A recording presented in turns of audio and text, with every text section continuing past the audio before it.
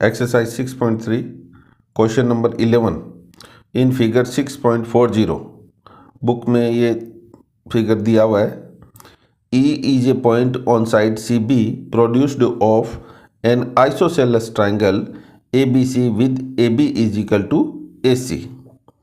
ABC एक isosceles triangle है जिसमें AB और AC साइड इक्वल है और CB को आगे बढ़ाया गया है, प्रोड्यूस किया गया है और ये एक E पॉइंट है। E को F से मिलाया गया है। If AD perpendicular BC, AD BC पर परपेंडिकुलर है यानी 90 डिग्री है and EF perpendicular AC, EF AC पर परपेंडिकुलर है। हमें प्रूव करना है, प्रूव दैट ट्राइंगल ABD ये वाला ABD सिमिलर है ट्राइंगल ECF के। ये ECF है, ये वाला दोनों ट्राइंगल को हमें सिमिलर करना है। गिवन से स्टार्ट करेंगे।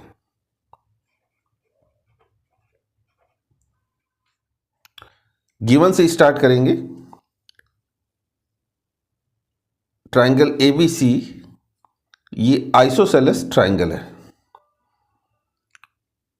ABC is an isosceles triangle जिसमें AB इक्वल है AC के। AB इक्वल है AC के। AD परपेंडिकुलर है BC के एंड EF परपेंडिकुलर है AC के। हमें प्रूव करना है, to prove triangle ABD similar है ट्राइंगल ECF के। हमें जो प्रूफ करना है, हमें प्रूव करना है कि ये दोनों सिमिलर है, ABD एंड ECF दोनों सिमिलर है और प्रूफ में हम यहीं से स्टार्ट करेंगे। In triangle ABD and triangle ECF के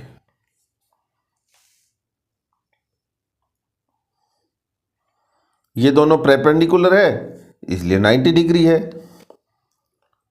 एंगल ADB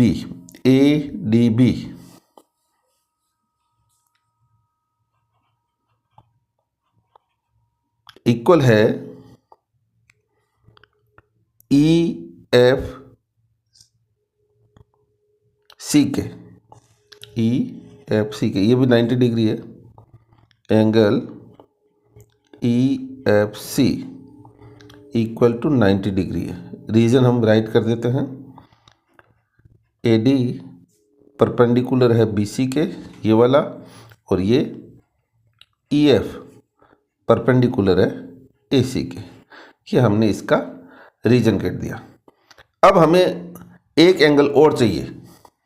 एक एंगल करने के लिए हमें जब एक एंगल मिल जाएगा तो हम इसको AA सिमिलरिटी क्राइटेरियन से हम सिमिलर कर देंगे।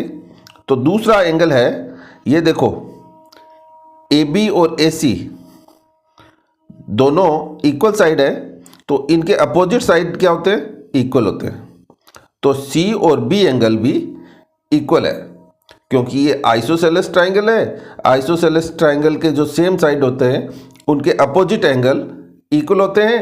तो AC के अपोजिट एंगल है B और AB के अपोजिट एंगल है C। तो ये दोनों एंगल इक्वल है। एंगल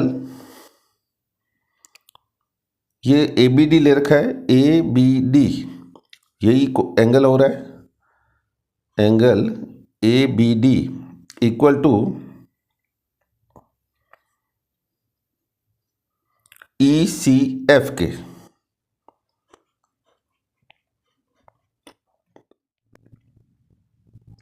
रीजन राइट कर देते हैं, because ABC is an isosceles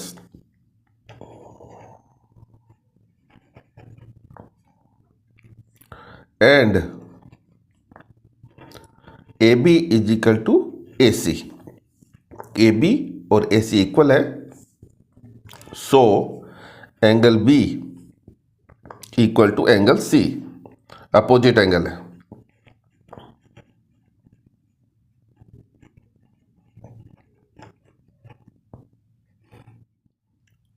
so